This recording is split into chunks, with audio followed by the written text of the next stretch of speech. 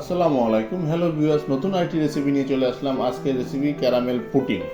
এই পুডিংটা আমি কীভাবে তৈরি করেছি তা আপনাদের সাথে আমি শেয়ার করবো। আর আপনি যদি আমার চ্যানেলে নতুন হয়ে থাকেন তাহলে অবশ্যই এটি সাবস্ক্রাইব করে দিবেন, পাশে থাকা বেল আইকনটি ক্লিক করে দিবেন। আর কথা না বাড়িয়ে মূল রেসিপিতে চলে যাই।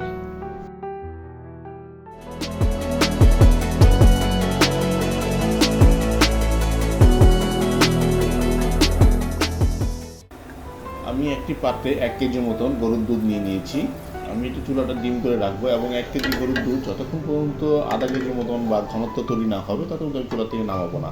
আমার আধা কেজি মতন হয়ে গিয়েছে এবং ঘনত্বটা মোটামুটি চলে আসছে। আমি এখন এটা চুলা থেকে নামিয়ে কুসুম ঠান্ডা করার জন্য রেখে দেবো অন্য একটি সাইডে। আরেকটি পাত্র নিয়ে নিচ্ছি, তার ভিতরে আমি হাফ কাপ চিনি নিয়ে নিলাম, সামান্য পরিমাণে পানি নিয়ে নিচ্ছি।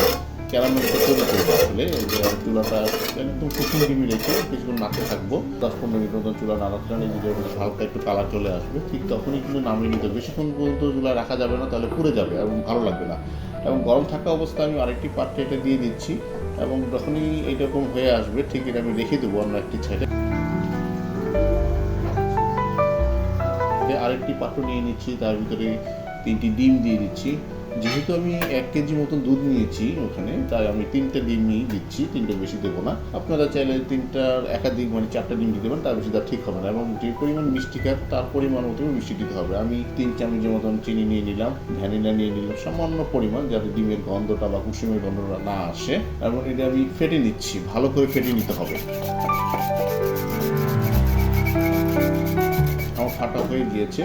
এখন যে দুধটা রেখে দিয়েছিলাম সেই দুধটা ঠান্ডা অবস্থায় এই কুসুমের সাথে বা ডিমের সাথে দিয়ে দিতে হবে, ছেঁকে দিতে হবে। কিন্তু দানাটা না বা দুধের যে দানা সেটা যদি না থাকে তাহলে কিন্তু পুডিংটা ভালো হবে না, তাই আমি ছেঁকে দিয়েছি।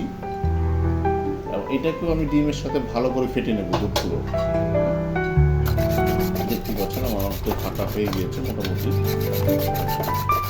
যেই পাত্রে ক্যারামেল রেখেছিলাম সেই পাত্রে আমি ঢেলে দিচ্ছি দুধগুলো এবং এটাই আমি আসলে চুলায় দেব। আরেকটা সসপ্যান নিয়ে নিচ্ছি, তার ভিতরে একটা স্ট্যান্ড দিয়ে দিলাম এবং এটার ভিতরেই আমি ওই দুধের পাত্রটা দিয়ে দিচ্ছি ঢাকনা দিয়ে ঢেকে।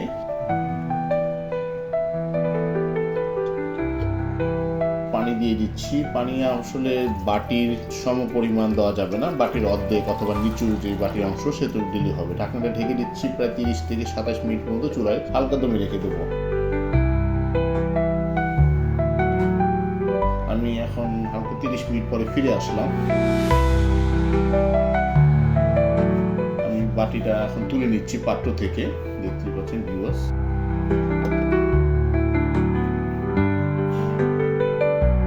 আমার এই যে প্রোটিনটা হয়ে গিয়েছে। আর একটু কাজ আছে, ফ্রিজে রেখে দিতে হবে 3-4 ঘন্টার মতন। এই ফ্রিজ থেকে আমি নিয়ে আসলাম এবং একটি প্লেটে ঢেলে নিচ্ছি। এইভাবে আসলে আপনারা প্লেটে ঢেলে নেবেন। ক্যারামেল পুডিংটা হয়ে গিয়েছে, দেখছেন দেখতে সুন্দর, কি সুন্দর কালার হয়েছে। উপরের কালারটা অনেকটা বাদামি কালার হয়েছে। আমার এই পুডিংটা অনেকটা সফট এবং নরম হয়েছে, খেতে কিন্তু খুব সুস্বাদু হচ্ছে। আপনারা এইভাবে আমার এই পুডিংটা রেসিপিটা তৈরি করতে পারেন।